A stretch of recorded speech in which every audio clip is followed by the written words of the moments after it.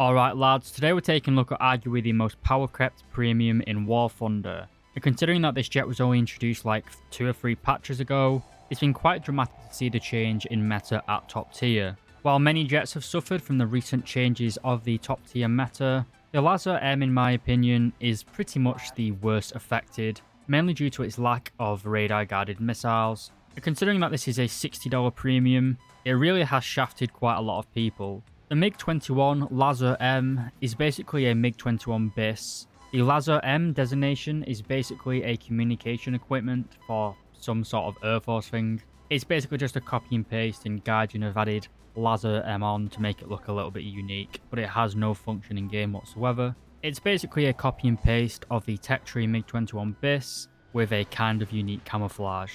As I've already said, the plane is $60 from the Guardian store and will come with premium time and a small amount of Golden Eagles. It also sits in the 7th rank of the German Air Tree, coming in at battle rating 10.7 for arcade and 11.0 for realistic and simulator. While there are plenty of valid criticisms of the MiG-21 Lazar-M, its high power output engine, 6 decent air-to-air missiles, and pretty good maneuverability at medium air speeds, the MiG-21 certainly isn't dead in the meta, but it's nowhere near being the top dog of the rank 7 premiums. If you'd like to know more about this jet, then stick around for the rest of the video.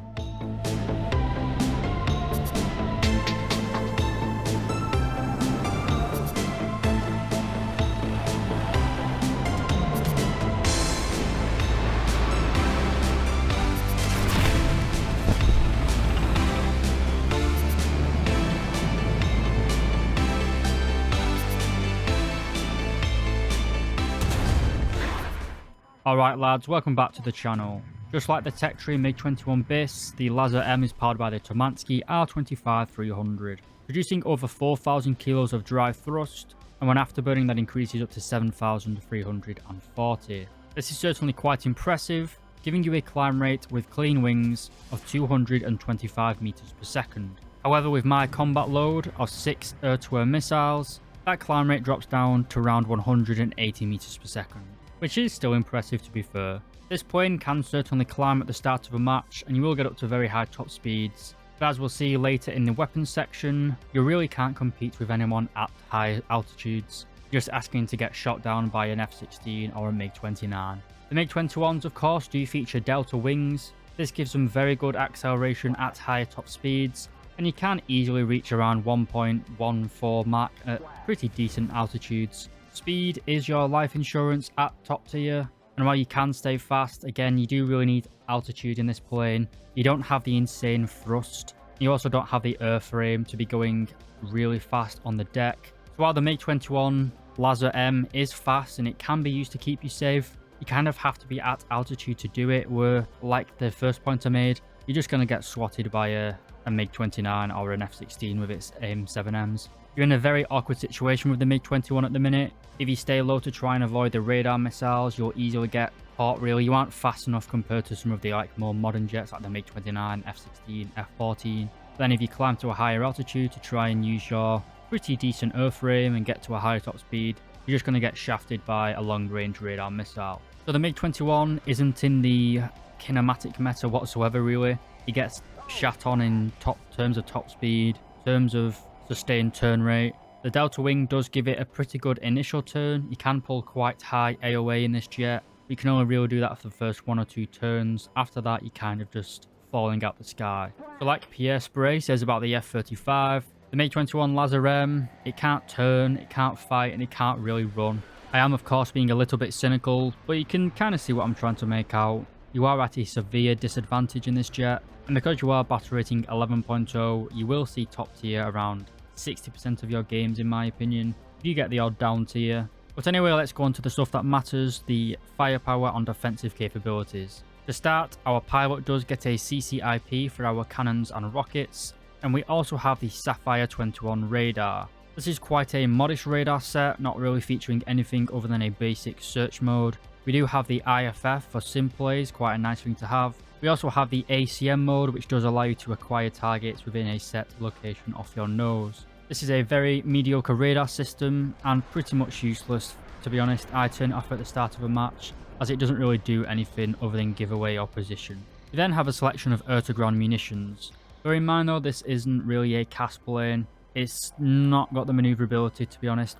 Especially when you're going really fast, you don't really have that ability to pull out of a dive quickly. The airframe of the MiG-21 is famous for not being highly mobile at lower speeds, shall we say.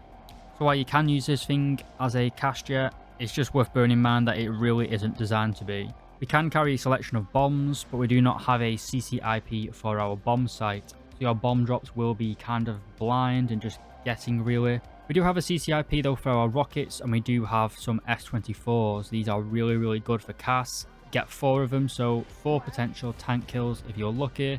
We also have the S5Ks, but these are absolutely awful in terms of accuracy. There's no point using them whatsoever in my opinion. And if you really want to destroy your own will to live, we also have some petrol bombs, the ZB500s. Don't really know why Gaijin even added these. I literally have never seen anyone use them whatsoever. We then go on to the air-to-air missiles, and we have quite a selection, to be honest. We have the very basic R3Ss. These are the AIM-9B clones. We also have the R3R. These are the radar guided missiles for the MiG-21s.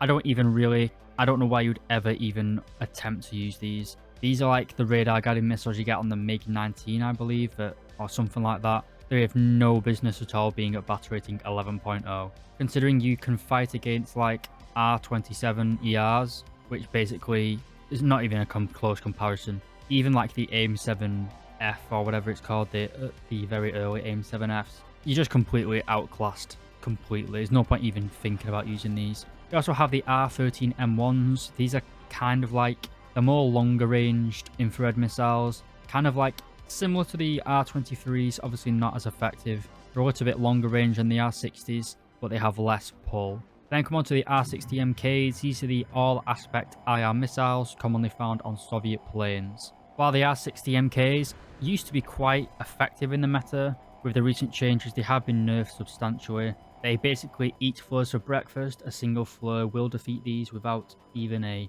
hint of trouble. While they are all aspect, again, with a simple flur and a roll, they're easily defeated. You basically can only get a kill with an R60 now if the enemy is either brain dead or doesn't see them coming. You can pull 30 Gs of maximum overload though. They are quite short range though really. There's certainly no PL5Bs. I do carry 6 of the R60MKs usually.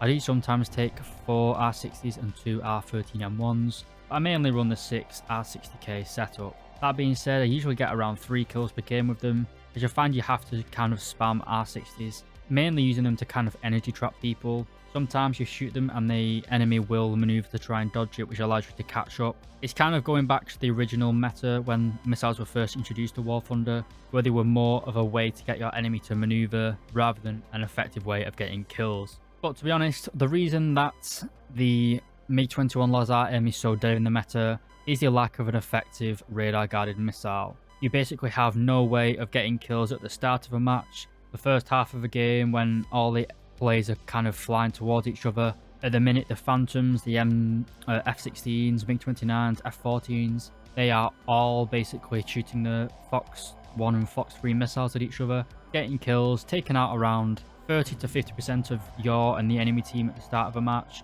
You're basically just flying around, hugging the deck, not being able to do anything whatsoever. While your performance was good about 5 patches ago, now it's pretty underwhelming. You have 6 missiles, which again used to be good 5 patches ago, but now are incredibly short range and easily flurred. So you don't really have any purpose in a War Thunder match. You can't really support your team until like the mid part of the game where there's a melee in the middle of the map. You can't really ground pound in this jet or use it in ground realistic matches because you don't really have effective ordnance. So it leaves me kind of wondering why on earth anybody would ever pay $60 for this plane. Then there's the fact that it's basically just a literal copy and paste with a $60 price tag slapped on it. I think it's just a great example of the corporatism that has been seen in War Thunder at the minute. As you can tell, if you're keeping up with current affairs, there's kind of like a Marxist revolution going on in the War Thunder community. I guess it's kind of similar to like the introduction of these types of premiums. There's nothing unique about it. There's no thought gone into it really. It's just we need a premium for the German tech tree. Shall we think about it and add something that's worth the money and going to help people grind? No, let's just copy and paste this MiG-21 and say it's got a Lazar-M, whatever the hell a Lazar-M is. But I don't recommend this jet whatsoever. It's got no purpose being a $60 premium. It's barely worth grinding out in the tech tree in the current meta. Hopefully this video wasn't too passive aggressive. Hopefully you guys enjoyed it. As always, thank you to my YouTube members and even people who just watch my channel. You really do help me grow. Anyway lads, thank you very much for watching and I'll see you in the next video.